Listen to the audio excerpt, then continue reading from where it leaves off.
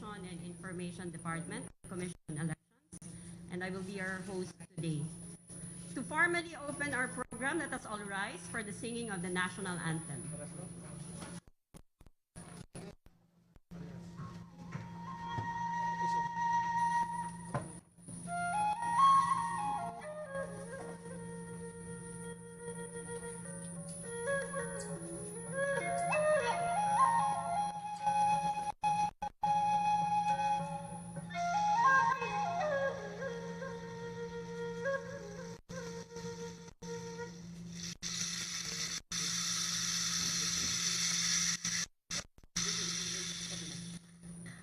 Kababayan, ang pambansang awit ng Pilipinas.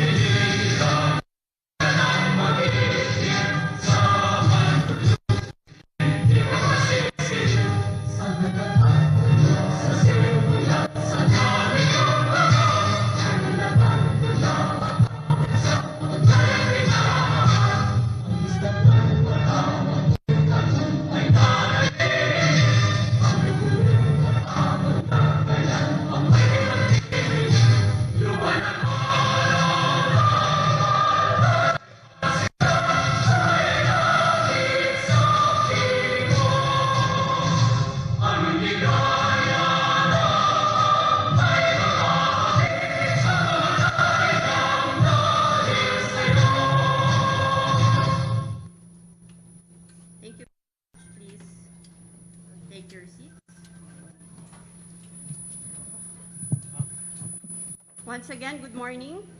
Today marks another milestone as the Comelec enters into another partnership agreement, this time with Rappler Inc. for voter engagement and fighting disinformation in relation to the May 9, 2022 national and local elections.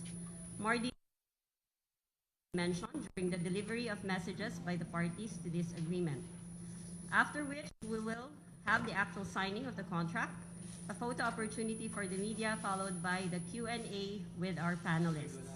Without further ado, I would like to introduce to you the signatories to this agreement. For the Commission on Elections, our Acting Chairperson, Socorro B. Inting, Commissioner Ray E. Bulay, and the Spokesperson Director of the Education and Information Department, James B. Jimenez. We also acknowledge the presence and support today of Commissioner Amy P. Ferolino. For Rappler Inc., we have with us today Chief Executive Officer Maria A. Reza and Executive Editor Glenda M. Gloria. We now proceed to hear the messages from our main signatories. May I call on the co-founder and CEO of Rappler, as well as the first Filipino recipient of the Nobel Peace Prize, Ms. Maria A. Reza. Ma'am.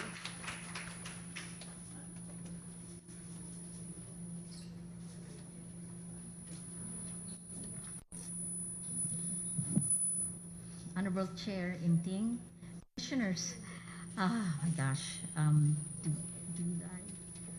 Commissioner Ferolino, Director James, Rapplers, the first time we've seen each other in a while all together, and friends, thank you for coming. Since Rappler was created a decade ago, we have supported and partnered with the Commission on Elections because we believe that this independent institution holds the key to the integrity of our elections. I personally believe this Comelec has the responsibility and honor to oversee these particularly critical elections that will determine not just our future, but our past. All of us know how much is at stake in our May 9th elections. But unlike our past elections, this particular Comelec has two added existential challenges, and I'll kind of, more power on this one. COVID-19 to be in the room, and social media. Many of you, my friends, know how much we embrace social media when we started Rappler, but today These platforms are now the largest delivery platforms for news, larger than any individual media organization. Technology has fundamentally changed our world, and you know that the studies have shown that as early as 2018, lies laced with anger and hate spread faster and further than facts. Something that I did point out at the Nobel lecture last year. So when Comelec issued its press release about this signing yesterday, and it was attacked on social media, thank you for holding the line, by partisan players, government officials, and those who work for them, I thought about the challenge this Comelec faces. How to unite a people divided by hate, fostered by those who have little to show for what they do. It is a distraction from incompetence, maybe, because it is easier to be angry than it is to actually do. But here's something we all know. In the end, spewing lies and hate doesn't change the real world. It doesn't give a better life, no jobs, food, vaccines, that feeling of trust in our community that we have to hold on to. Kasi naman po, yun po yung tunay na bayanihan, di ba? So sabihin ko po to, is that better? Okay. So I'll say, sabihin ko po to ulit, para naman po akong sirang plaka dito, no? Without facts, you can't have truth. Without truth, you can't have trust. Without these, we have no shared reality, no rule of law, no democracy. Which is why we are thrilled to be working with Comelec to help ensure the integrity of our elections in three broad ways: voter engagement, access to critical information at the right time when you need it, and I know many of the media groups will be carrying this as well. And then that last one, fact-checking.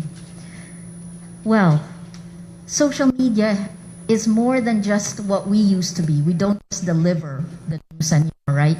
It is a behavior modification system where a lie repeated 1,000,000 times becomes a fact.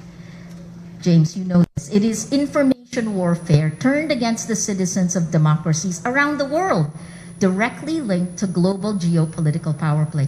Tayo po ang, parang pinakauna yata tayo eh. May isa pang country that already had elections. Pero tayo po ngayon, whatever happens here will help determine the fate of many democracies around the world.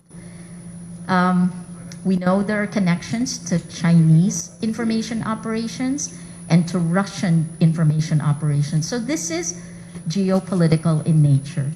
These lies, called information operations, are tearing down trust, including trust in institutions. Legitimacy, public trust, isn't guaranteed, which makes the work of this independent body of Comelec even more important and even more difficult. Because we can't have integrity of elections if we don't have integrity of facts. So I'll quickly, part of our partnership with Comelec is to actually take you through fact-checking. That sounds really boring, diba? Pero many of you guys are partners. Let me show you hashtag FactsFirstPH. These elections will really be a battle for facts, right? So ito po yung ginawa namin with our partners, many of you who are here. It's really putting together, using data and tech as well, right? To connect 4 different layers of society, a whole of society approach with Comelec to look at fact-checking. 14 of us, 14 news groups working together. That's kind of a first working, sharing, creating together. And then a mesh, more than 100 groups that are business, human rights organizations, the church, civil society. It's really trying to figure out how democracy will work with social media. The third one is, if this is atomized content creation, this is meaning. So 7 disinformation research groups that will every week tell you how we are being manipulated. Hashtag break the trend. Finally, the last one is law. Accountability, the last part that we rarely see because our lawyers have been maybe too busy fighting cases. But in this one, the accountability layer, if you don't have integrity of facts, you can't have rule of law. So accountability cuts across, and that the legal layers, the 7 groups there, from the Free Legal Assistance Group to Ateneo Human Rights Center to the Philippine Bar Association to the Integrated Bar of the Philippines, they will do both tactical and strategic litigation. I've been talking too long, but I wanted to, we haven't really had that much of a chance, right? So I guess the appeal from us is this. First of all, thank you to Comelec again. It is good to see you in person. In a deeply polarized nation like ours is today, it's important that we keep talking to each other. It's important that we exchange ideas, not hate, that we remain open and inclusive. Comelec has a tough job ahead. For politicians, win because you deserve our vote, not because you can rile up a mob. So let me end there. You know, the big difference between that peaceful people power revolt 36 years ago and the online mobs today, and I am sure there is not one person in this room who hasn't felt the online mob at different times. I think it is really fitting that we sign our partnership on this anniversary. Thank you for choosing the date, because this helped spark a global movement for democracy. Rappler's mission is not just to try to be the best journalists we can be, but a promise to build communities of action to make our lives better. In the end, we are all in this together. Thank you, commissioners, for recognizing that. We look forward to working with you in the next critical 74 days ahead. Thank you.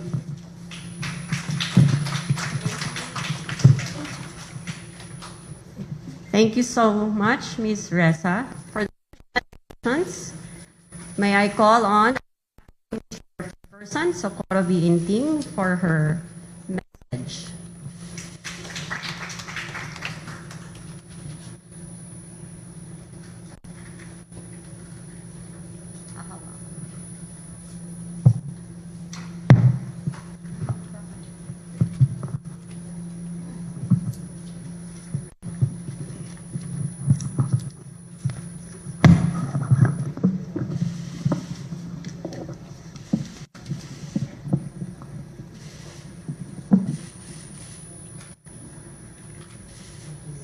My hard-working colleagues in the Commission on Elections, Commissioner Amy Ferolino and Commissioner Ray Dulay, our dynamic partners from Rappler Incorporated, headed by its Chief Executive Officer, 2021 Nobel Peace Prize awardee, Ms. Maria Ressa, our friends in the media who are here today, fellow workers, ladies and gentlemen, good morning to all of you.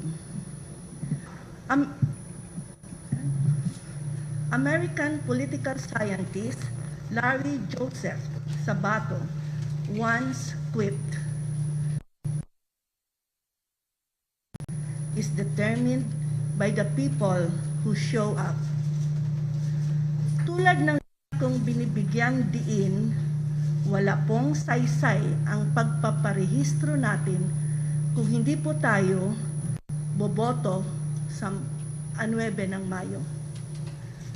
Upang makamit ang mataas na turnout sa parating na halalan, puspusan ang pakikipagkapit-bisig ng ating Comelec sa mga lehitimong organisasyon upang paigtingin palalo ang ating public information campaign. Isa sa mga organisasyon na ito ay ang Rappler Inc. Today, February 24, 2022, we officially ink our agreement with Rappler to be one of our official partners in the public information campaign of the Comelec for the May 9 elections.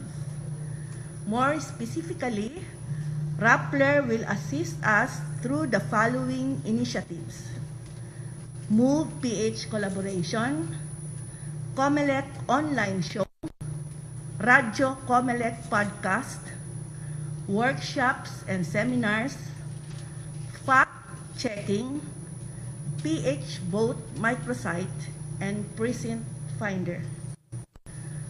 On behalf of the Commission, I would like to say thank you to Rappler for making our load a little lighter. Our signatures in this agreement represent more than our partnership in the preparatory activities for the forthcoming elections. It likewise symbolizes our institution's firm commitment to voter education so that the electorate will have an informed choice May 9. Allow me to share to you a quotation credited to George John Nathan, an American drama critic and magazine editor. I impart it to you with the hope that it may inspire you to really go out on May 9 and vote. The quote goes, "Bad politicians are elected by good citizens who do not vote." Suriin po natin mabuti ang ating mga kandidato. Meron pa tayong mahigit na 2 buwan para gawin ito. Hikayatin po natin ang ating mga kapwa botante na lumabas at bumoto sa 9 ng Mayo. At higit sa lahat,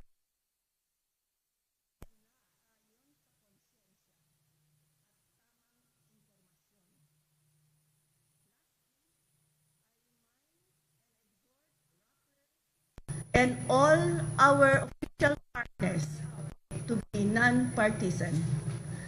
Maraming salamat po sa inyong pakikinig at muli, magandang umaga po sa inyong lahat.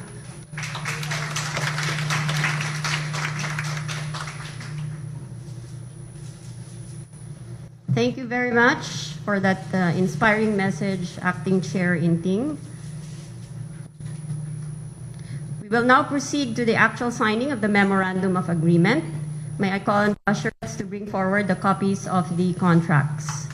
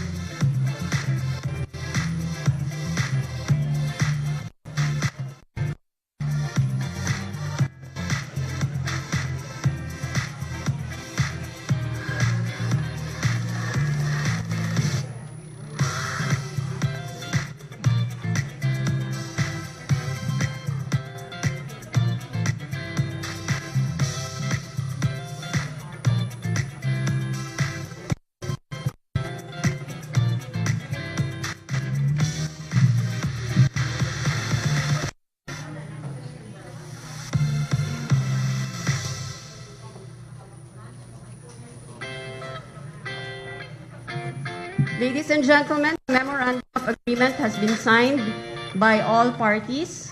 May I request our signatories to please give a photo op for our media partners. Tayo po, sana po tayo. Kindly present to our media the signed contract. Ayan po. There you have it. Ladies and gentlemen, the partnership between the Commission on Elections and Rappler Inc. has been signed. Congratulations to the Commission on Elections and Rappler Inc. Let us give them a round of applause.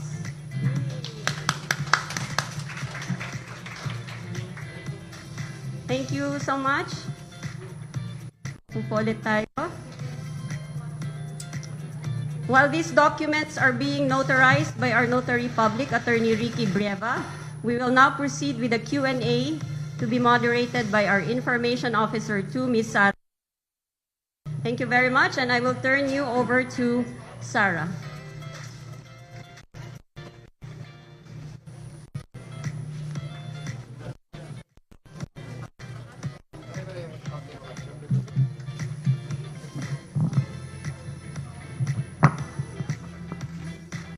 Thank you, Director Frances. Good morning, everyone. So before we proceed to the question and answer, some ground rules.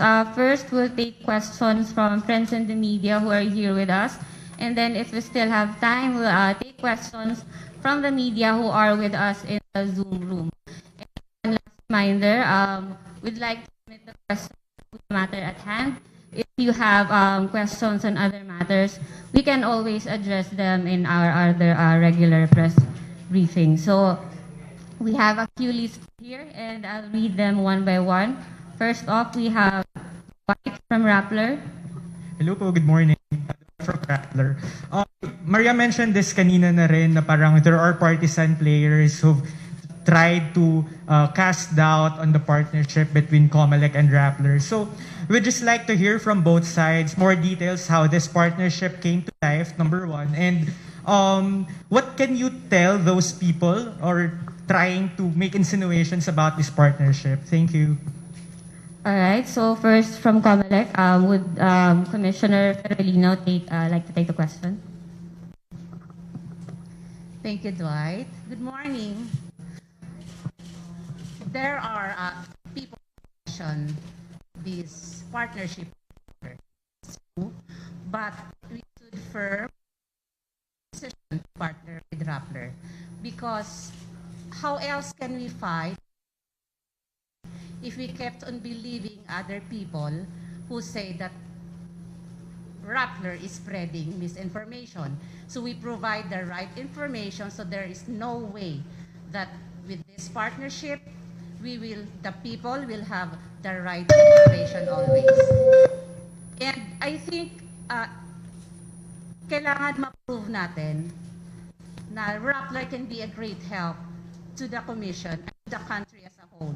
With the MOA that we just did, if we just look at it, the task of the Comelec became lighter with the help of Rappler. So thank you for your help. And we hope that in the coming elections, we will get everybody to participate. Thank you, Commissioner Ferolino. Your thoughts, Commissioner Bulay, please. Director James. Thank you very much, Commissioner Bulay. I agree with what Commissioner Ferolino said, but just to amplify, one of the challenges always of working in the Comelec is to make sure that the public has access to accurate and relevant and timely information. And that's the reason why Comelec is partnering with all news organizations, precisely to facilitate that channel, that pipeline of information. Sabi nga ni Commissioner Ferolino, kung wala kang binibigay na information, magkakaroon talaga ng fertile ground for misinformation. Diba? Kasi kung hindi mo alam yung totoo, mag-speculate ka na lang. So, in order to address that in a proactive way, yung hindi ka pa victim, bombahin mo ng tamang information. And of course, the news will follow after that. So yun po ang dahilan kung bakit natin ginawa ito. And this process is actually the culmination of a long vetting process, no? That Rappler willingly and cheerfully, I might add, went through just to make sure na protected tayong lahat. Maraming salamat. Mario, do you want to say anything?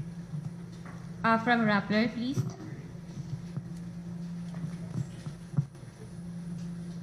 Well, first of all, let me say thank you again to the commissioners, to James. I think two reasons. One is that this isn't our first time.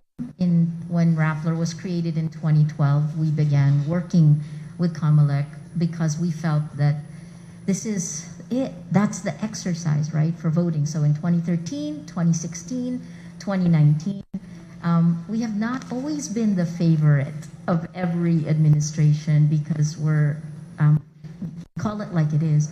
But I think the second reason is that social media has become a way to pound people to silence.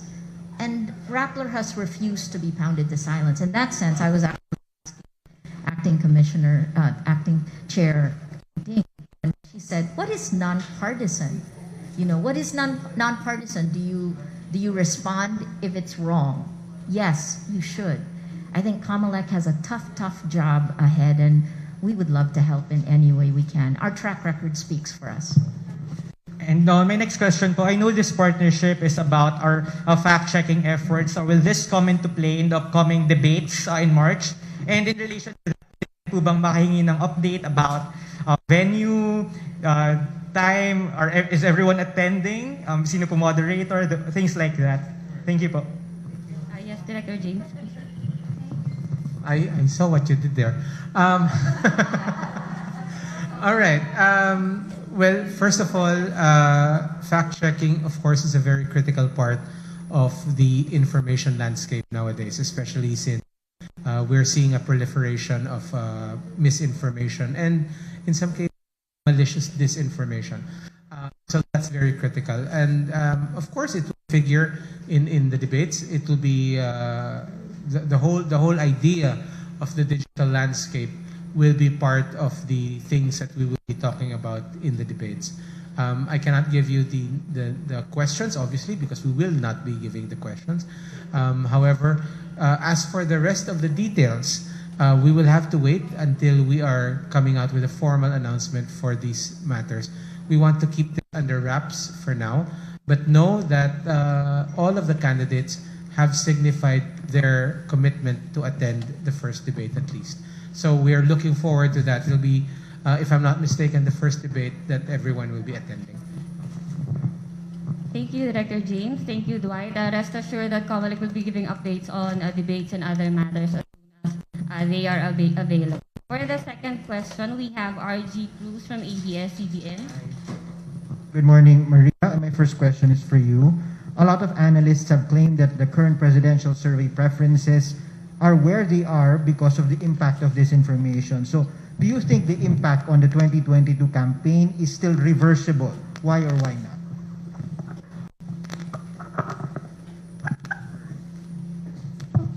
It's good to see you again, RG. I don't know. I can share the data with you, and we can show you that it is not just in the Philippines, it's global, right? I mean, it's easier to cite a country that's not ours right now, right? For example, in the United States, the balance, the number of people who voted for Trump actually increased despite the disinformation, most likely because of, but then the flip side of that is that you can then see how meta-narratives that change perception are seeded years earlier, like Stop the Steal, that ended in violence. And when I testified at the Senate, I was worried that this could happen if we don't, because I lived in Indonesia also, it's so easy for violence to flare during these times. Your question is, can it be reversed? I think these elections are up in the air. Here's another statistic, right? Statistical surveys have in many countries around the world, including Venezuela, including in most of your usual suspects. So our question now is, actually, this is where I echo Comelec again. Number one, register to vote. Number one, register to vote. Number two, make sure that you're not voting with emotions, because if you vote with your emotion, if you are angry, that is also a tactic to divide us against them. That's the tactic of digital authoritarians, and it is global as well. The last one is, I've always had faith in the Philippines, and it's fitting, it's the 36th year of people power. I think while it's been tough to stand up when you're getting pounded, many of you have, many of us have, and I think this is the time that matters. 74 days. Diba? Good luck to all of us. RG, ikaw, anong sagot mo doon? I'm the reporter this time. Okay, to the two commissioners present, my other question. What remedies under the law can you think of to make the election campaigns more accurate and factual? That's a good question. Would you like to take the question, Commissioner? Director Jimenez? Commissioner Bulay po. Sigurado ka, gusto mo akong tawagin na ngayon? Yes, sir. Yung inyong question, I can't help Maria Ressa but say this. No?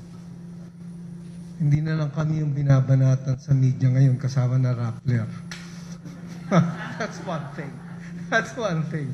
Kaya sinusumbong ko kay Maria Ressa kanina yung mga text messages sa akin at saka mga better proof, guys. Kayo, witness dito. Na wala kaming gustong itago. No? Wala kaming gustong itago. Sino pa ba ang makakapagsabi na puro totoo kami dito sa eleksyon na to? Kundi yung First Filipino Nobel Peace Prize awardee natin. Isang palakpak nga uli, Maria Ressa. Alam niyo ba kung gaano ka-importante itong political exercise na ito? This is la crème de la crème sa lahat ng eleksyon na nakita ko. And with social media to boot, yung baklas na reklamo na was there 21 years ago. Huwag niyong papagalitan yung mga commissioners na nauna sa akin na gumawa noon, pati yung mga nauna pa 21 years ago. Kasi nilift lang nila yon sa Fair Elections Law. That was passed way back in 2001. And it has worked since then through 9 national and local elections. Walang reklamo katulad ngayon. Ngayon kasi tama si Maria Ressa, dalawang bagay ang we have to contend with. Yung social media platform. It's a very effective way of getting through to people. Kaya siguro, what more better choice can we do than to hire, baka na naman ako'y awayin, to get Rappler to partner us with this and to get Rappler to tell you we did our best, the most credible election we delivered.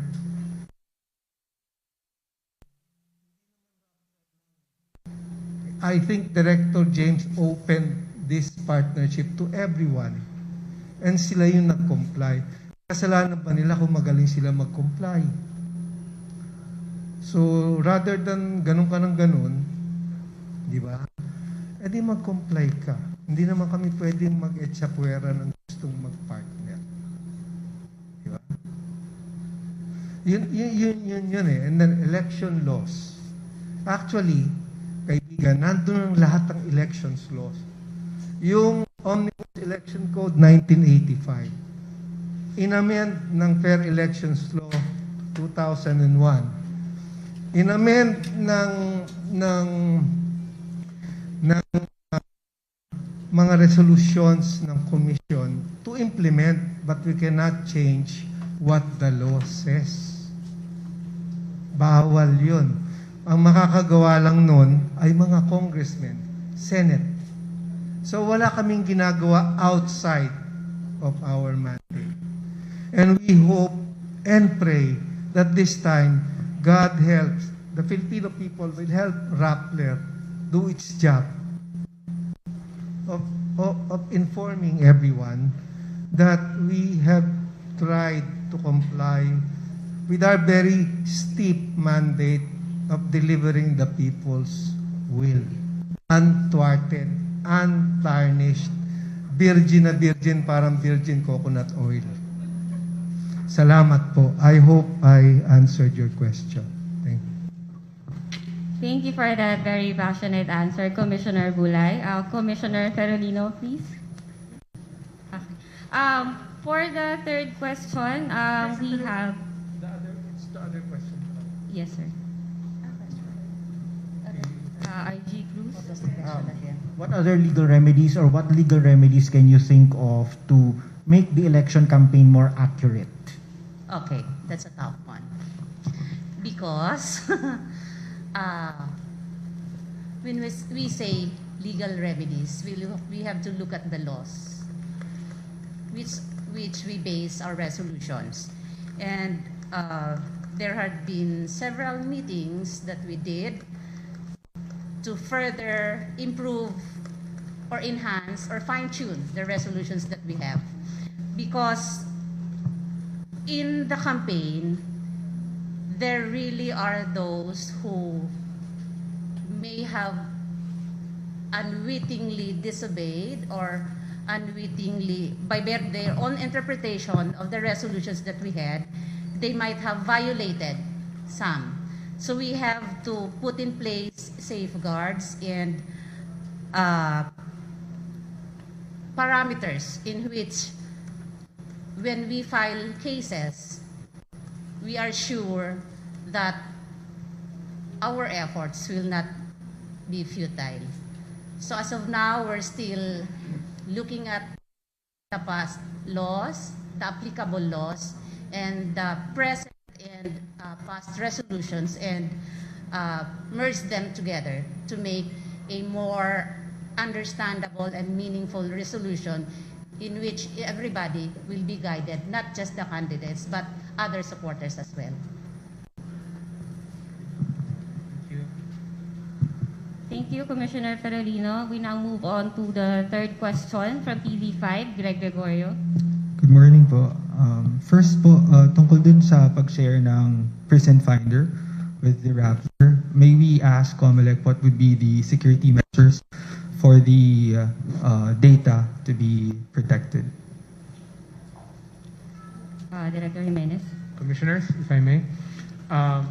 The precinct finder will simply be a mirror of the precinct finder of the Comelec, which means that the mirrors will not have access to the actual databases. The databases will still remain within the confines of the Comelec's own servers, protected, of course, by the DICT's firewalls and other active defense. So they will just be mirroring the search function. So yun lang yun. This workaround is very necessary because obviously as we get closer to the elections, you can see a spike in the usage of the precinct finder. And if you were to just have one outlet doing it, like the Comelec website lang, for example, sigurado dadapayan ka agad-agad. So that's why we have many mirrors, no? And Rappler will of course host one of those mirrors. Sir, my next question is about this information. Earlier, Acting Chair Inting said na kailangan bumoto ayon sa konsensya at tamang impormasyon. And on the other hand, that we should not vote based on emotions.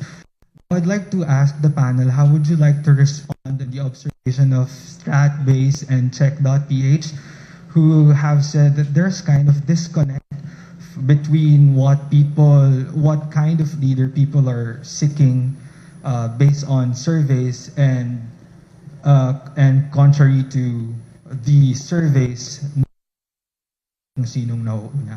Just for context, according to surveys, people are looking for a leader that has an untarnished character, reputation, not corrupt, has a clear program or platform of action, has extensive experience in governance. Maybe get your views on that. From Rappler, please. Sure.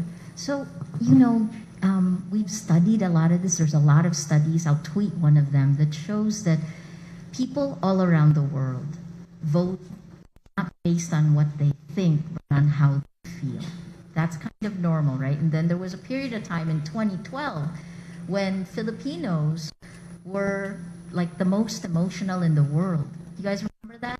So we are an emotional people. We know this, right? And now it's tougher because we have a pandemic, millions of jobs lost, a lot of fear, a lot of violence. So how do we get people to stop to think?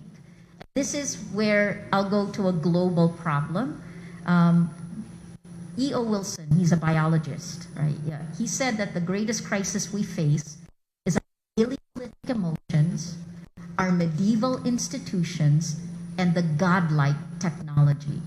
And that's where, parang I always say that technology is manipulating us, insidiously manipulate. It's not the tech, it's the people who are using the tech to insidiously manipulate our emotions. The question is, how can a Comelec with no real laws on this deal with this?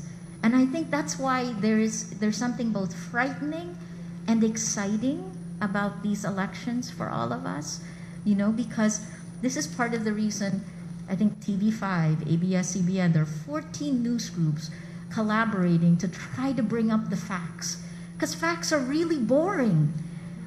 We're almost, the amplification, the algorithmic amplification of these social media platforms are biased against facts, and they're biased against journalists. So how do we do better with it? We work together. And I would say 3 words: collaborate, collaborate, collaborate. We grew up, or you're younger than I am, but I grew up at an age where news organizations were competitive with each other. I don't think we're competing with each other now. I think we are competing together to protect the facts, competing against the lies. And I think we need to also, help the institutions that will help protect the facts so that our emotions, which we're already emotional about, we can stand a chance. I said this in the Nobel lecture. You can't have integrity of elections if you don't have integrity of facts. Ang dami kong sinabi, no? pero sa totoo lang, it all depends on each of us right now. And medyo mahirap yun kung nawalan ka ng trabaho, for example, di ba? So anong dapat natin gawin? Ang nakikita naman natin, nung walang pagkain na dumarating or walang ayuda, nagkaroon ng community pantry. I guess what we're looking for now is, just like a startup, we need to be agile. We need to, in the absence of a law that actually addresses manipulation of our emotions and minds, we need to find a way, a bayanihan way, of finding our way to integrity of elections. For Comelec. Yes, from Comelec.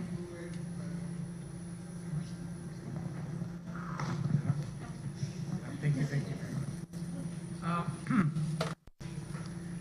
Alam mo, nakadepende kasi yan kung sino nagtatanong eh. It's like, basically what you're pointing out, Greg, is that a survey conducted by one group will throw up results that say that you want an almost perfect kind of person. I would not say that there is any necessary disconnect between the results of the surveys, because syempre, every person appreciates a candidate in his own individual way, diba? When you try to say that there's a disconnect between a survey that paints an ideal picture and an actual survey that deals with real people, then you're saying that an objective ideal exists. Right? But hindi ganun ang election. Sabi nga ni Maria, people vote based on their emotions. And their emotions necessarily will be colored by their own personal experiences. So I think it's not very helpful to be throwing these two kinds of surveys at each other.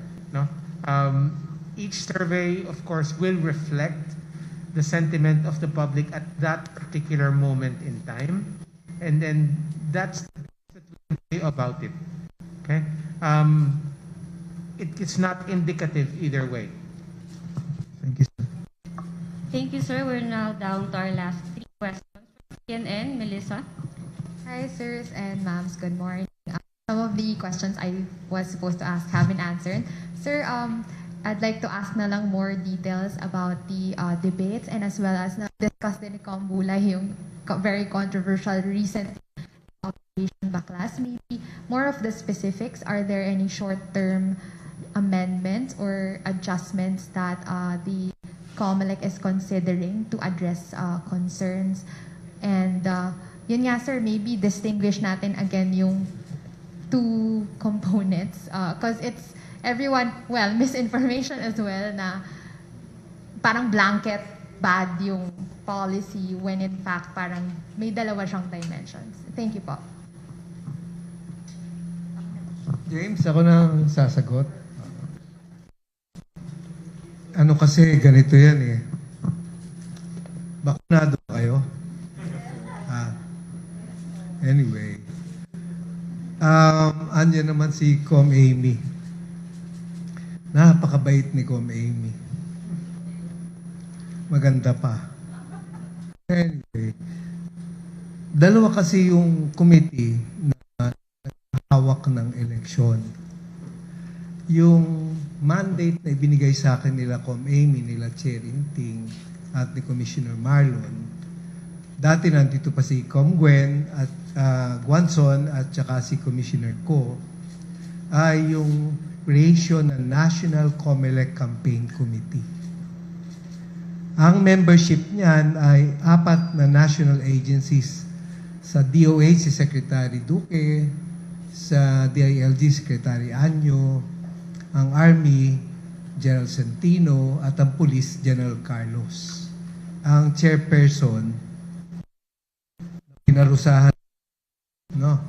Yun yung baptism of fire. But the mandate is very specific. The mandate is bawasan ang infection. So, establish ng category levels ang NCC in accordance with the alert levels and protocols na dinidecide ng IATF per area, per jurisdiction. And kinakascade namin yan from the regions to the provinces to the cities to down to the lowest municipalities. Kanina nga, pinag-uusapan namin ni Ma'am, yung hirap na mag-provide ng first time ito, yung ginawa nila Com Amy, nila Commissioner Ko sa Palawan, yung plebiscite. You've seen it, hindi ba? Kasagsagan ng infection doon.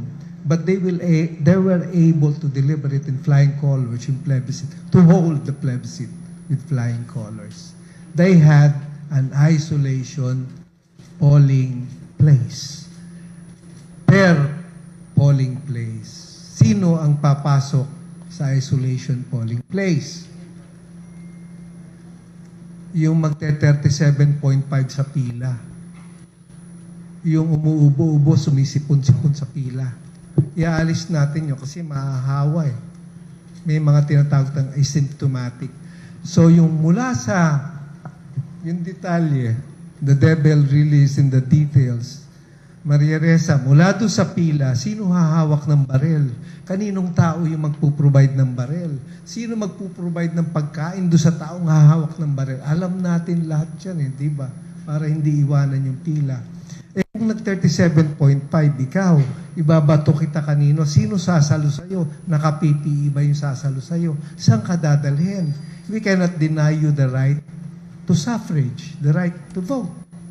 And wala namang merong competency doon sabihin may COVID ka. Baka ordinary cold lang.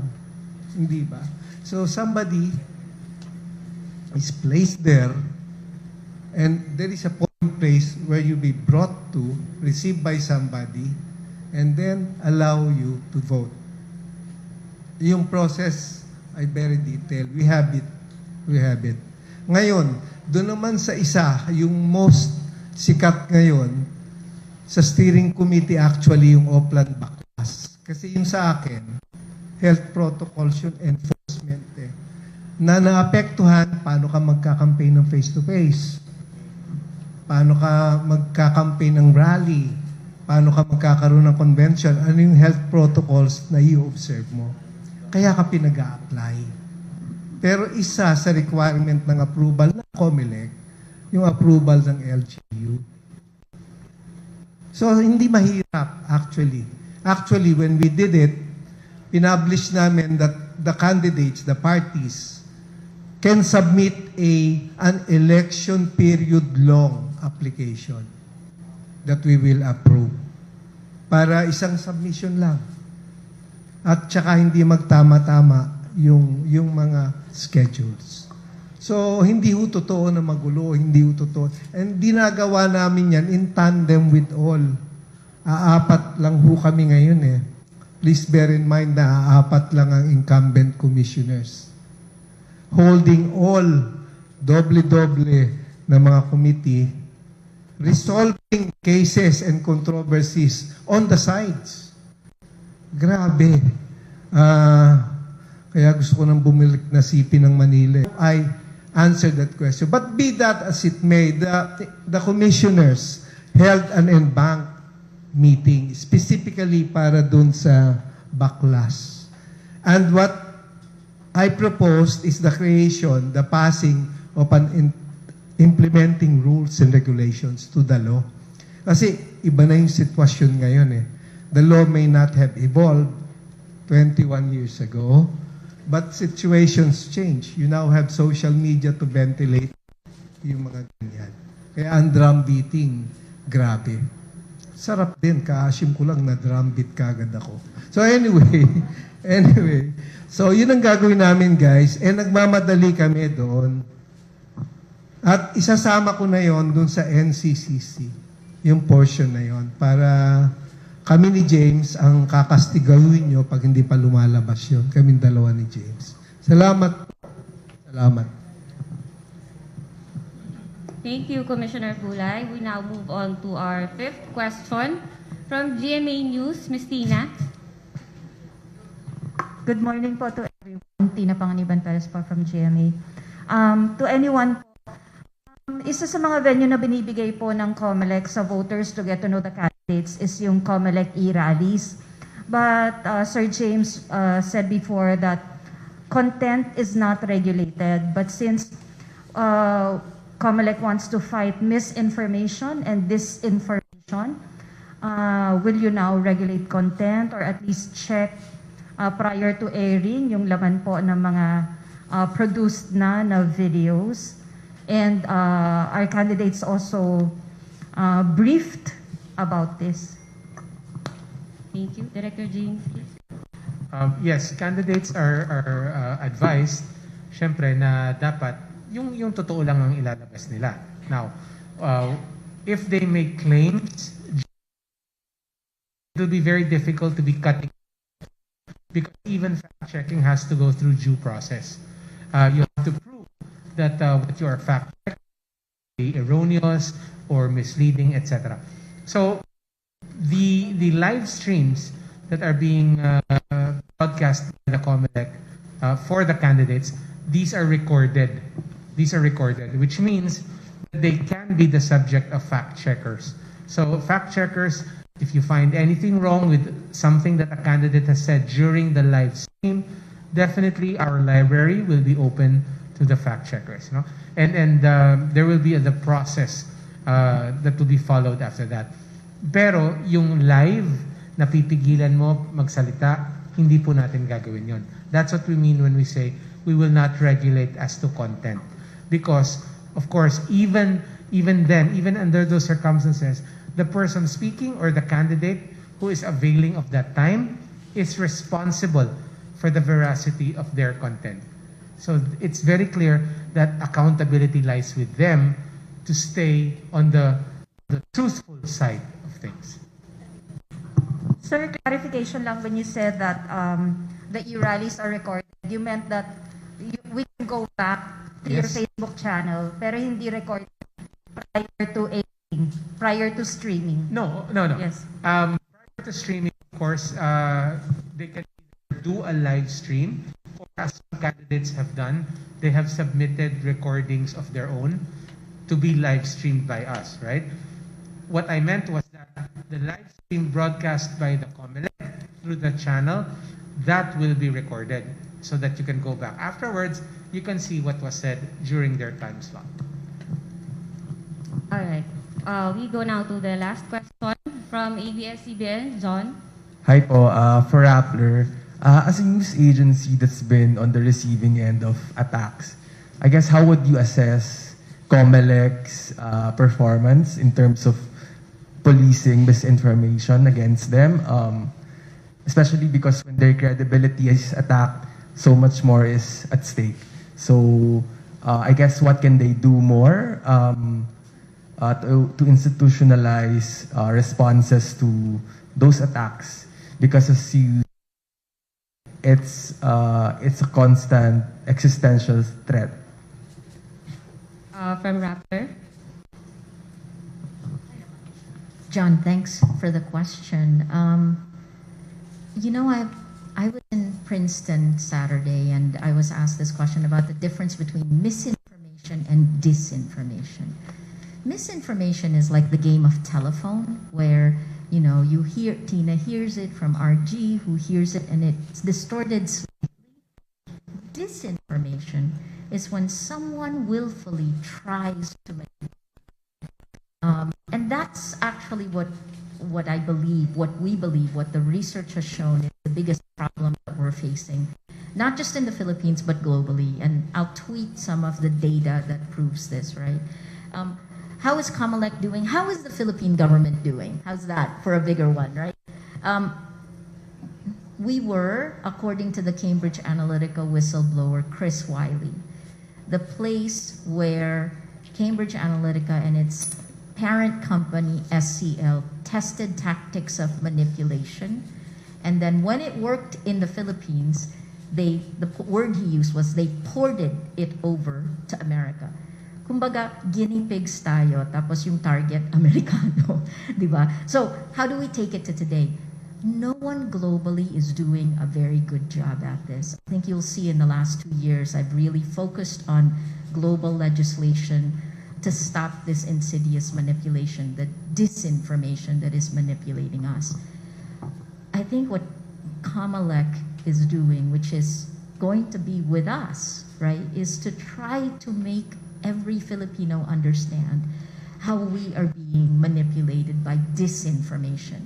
Disinformation is killing democracy. And the statistics show this. As of January last year, Oxford University's Computational Propaganda Research Project, that at least 81 countries around the world, that information operations, cheap armies on social media are rolling back democracy. I haven't given you a real news answer. The real news answer is now, right? Are we going to stay quiet when we see a lie repeated a million times? And this is again the way I ended I was given an award in Princeton, and the way I ended it is the defense of democracy now is person to person. Kumbaga basketball, man-to-man defense na tayo, hindi na zone defense. So person to person, man to man, woman to woman. Sa social media mo, kung may nakita kang lie, ang sabi sa atin dati, dapat ignore natin yon kasi ABS-CBN. Hindi na ganun po ngayon. Ngayon po, that lie takes on a life of its own and becomes a meta-narrative to tear down.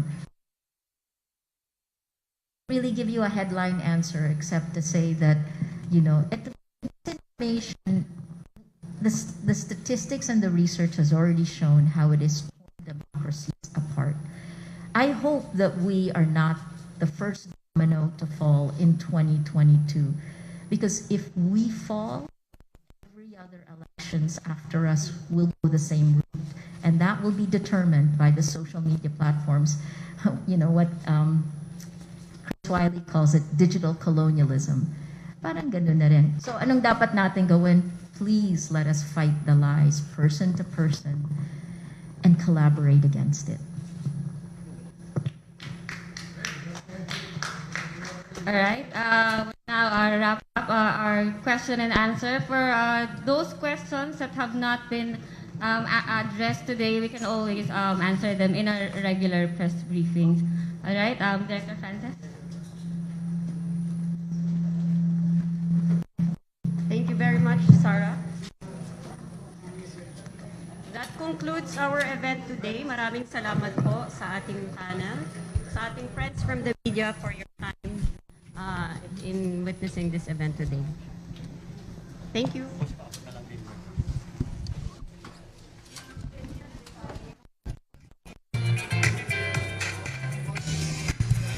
Daghang salamat, nagilak ko. Mo ka na balaan. Ha? Mo na balaan.